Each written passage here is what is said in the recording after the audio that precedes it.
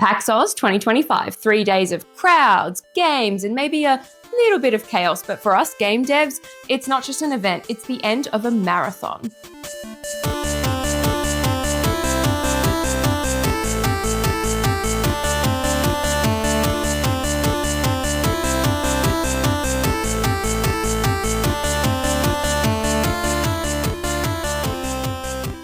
For those of you that are new here, hi, I'm Ella, and believe it or not, I am actually a game developer. And trust me when I say that PAXAUS hits different when you've already survived GCAP, the AGDAs, Melbourne International Games Week, and then you're limping towards the finish line. So while I will be reviewing PAX as a whole, talking about the vibe, the content, all of that good stuff, you're also going to be seeing PAXAUS through the eyes of a game developer.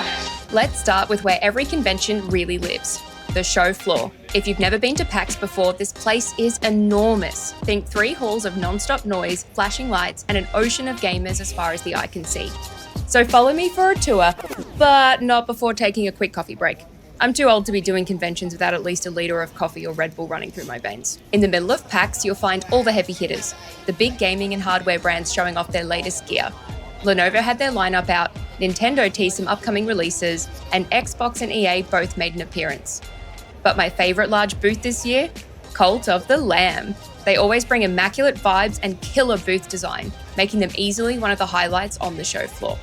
Outside of all the shiny new games and tech, there is also a retro gaming section, replete with walls of old consoles, arcade cabinets, and plenty of PCs running your favourite classics. Sometimes we all crave that sweet, sweet childhood nostalgia, when games were forced to use pixel art instead of it being a stylistic choice, the controls were clunky, and the panic of your mum telling you to stop playing and do your chores when there was no save point in sight. There is also a mountain of shopping to be had at PAX.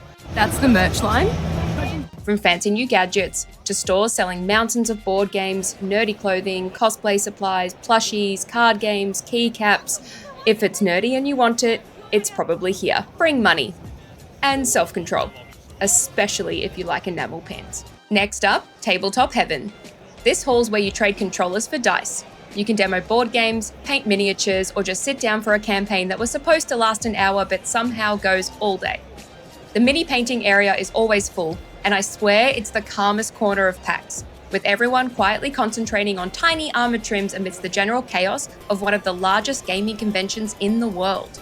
And the Magic the Gathering footprint was massive compared to previous years, which I was really excited to see because I started playing Magic recently. It's really fun. I thought this was really smart programming, great scheduling. They got some Magic the Gathering guests. There were community meetups. Also, shout out to ScottNoMana for giving me this wonderful footage that you're seeing here of the Cozy Magic Club meetup that happened over PAXAUS. Magic, woohoo! But it's been so nice to see this community grow and thrive. Great move, well done. A+. If the noise gets too much and you need a break from the main show floor, there are pockets of zen to be found in the form of chill lounges, quiet rooms, and a zone entirely dedicated to rotting in beanbags. If your idea of relaxing is watching someone glitch through an entire game while a crowd cheers them on, the speedrun stage has you covered. Right next to it, if you'd rather be in the spotlight, there's Just Dance, because nothing says PAX like jumping on stage and giving it your all in front of total strangers. But this is my favourite part of PAX, where you can find all the homegrown Australian indie games. Welcome to PAX Rising. It's scrappy, passionate, and full of people running on adrenaline and minimal sleep. You've got first-time devs showing their baby projects right next to seasoned teams revealing something brand new. Every booth has that energy of, we built this ourselves and now we can't wait for you to play it.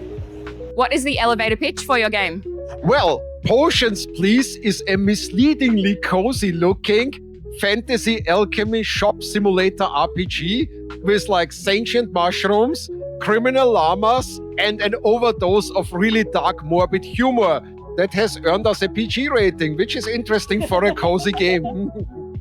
Give me the elevator pitch of your game. My Arms Are Longer Now is where you play as a very long arm that does heists. So you slither around through vents, like under lasers, put a sock puppet on and seduce a guard so that they'll leave their post. It is a dumb game that puts jokes above crunchy mechanics or puzzles or anything. It's just a stupid, dumb time about a very, very long arm. Give us the elevator pitch for your game. This is Chess Plus. It's like regular chess, but you can combine pieces and move it as either piece. The rook goes up, down, left, and right, and a bishop goes in diagonals. If you squish them together, you get yourself your own queen. But careful, as that new combined piece is captured, you'll lose both. Based on the award-winning Australian board game, just on a 50,000th copy. And now we've also got a video game version coming out on Steam, mobile for cross-platform online multiplayer. Also includes a roguelike mode too. Wish list us on Steam, please. What is the elevator pitch for your game? Project Footy is like Australian rules football mixed with NBA Jam. So we leaned into the fact that nobody outside this country knows what Australian rules football is. Whenever you kick a goal, your opposition gets a choice of power-up. They stack on top of each other and the game becomes less about sports, more about jank. Some of the power-ups range from having no umpires to having goals around the entire oval to even you can play as your dad's car as one of the teammates. So it's a real celebration of the sport, but also our culture and our irreverence. Give me the elevator pitch of your game. All right, think Animal Crossing or Stardew Valley, except instead of playing with 4 of your friends, you get to play with thousands of them in an online MMO experience. Upstairs are PAX's panel rooms and theatres, where you'll find TTRPG panels, career talks, fandom meetups, and more. PAX has hundreds of panels over 3 days, meaning there is something for everyone, which is all awesome news for attendees. Did I go to any panels at PAX this year? No, and there's no elegant way for me to say this, so I'm just going to say it, but I don't go to panels unless I'm on them, and that sounds bad. I know it sounds really bad, but that's just kind of the reality. I've been a dirty con goer for years. I started going to conventions when I was a teenager. I would like you to know that I was part of the worst cosplay of all time, which I'm actually quite proud of now. But dev priorities are a little different. For most people, PAX is a place to play games. For us, it's where we watch people play ours. It's me. So naturally, I asked a few devs what they get out of PAXAUS. Going to PAXAUS has given us lots of wish lists. It's just been really awesome watching people play and giving us really good feedback and also constructive feedback and great suggestions. We're like super excited to implement some of them.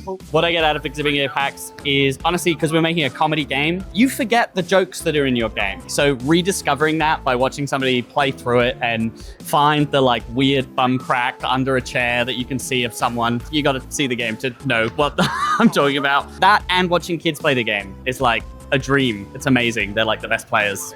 So PAXAUS is a really great experience. We love meeting with the Chess Plus community and getting a lot of feedback from us as well. And honestly, I just love seeing the enthusiasm come through from players from around the world and around Australia too. What do I get out of exhibiting at PAX? Well, this is a very rare experience where you get to make something and share it to a bunch of people and see firsthand how they react to your game. How do you know how people are going to react to your game unless you creep into their house? That's about it. I would say PAXAUS is an elixir for my soul. After 26 years in game dev, you get pretty jaded, and getting to come here and talk to other developers, getting to see the joy on the players' faces, it just heals me a little bit and lets me go back into dev. And now I must interrupt our regularly scheduled programming with a randomly generated event. We love a little bit of RNG. Anyway, the PAX fire alarm system definitely failed its constitution role. The main expo hall is being evacuated and we don't Your know attention, why. please. This is a message from the Chief Warden. We are investigating a fire alarm. We have found no cause for a fire alarm yet. Please resume your activity in the convention centre and the exhibition centre. Follow instructions on fire extinguisher. It's been an interesting Saturday afternoon at PAX. We heard so many rumors as to why PAXAUS was evacuated. Someone said it was burnt popcorn. Another said that it was an electrical fire in the indie games area. Someone else said that it was cosplay related. At any rate, me and my videographer did not need to be evacuated, which was super cruisy and lovely for us. It sounded like it was a bit hectic, but that everyone was very lovely and respectful. This was not then reflected in the media coverage of this evacuation, who definitely sensationalized it and it made it seem like a much bigger deal than it was. Regardless of all the noise, the crowds, and the surprise evacuation, what always really strikes me about PAXAUS is just how much love this community has. These people, these games, they're why I keep doing this. Seeing old friends and supporting the developers I love. It's exhausting, yet somehow also the most energizing time of year. If you are one of the developers that showed a game this year, I see you, I feel you. Look after yourselves. This is a tough industry and For what it's worth, I'm proud of you. It's hard and it's amazing that you make games and share them with the world. In conclusion, PAXAUS, it's tiring, it's chaotic, it's beautiful. And I'll definitely be back next year, limping through the doors with everyone else. The aftermath, however, is always... I'm just going to show you a video of the aftermath. It explains everything better than I could right now. I'm so tired. It's a lot. We're fine. Drink your Peppy Mac. Okay.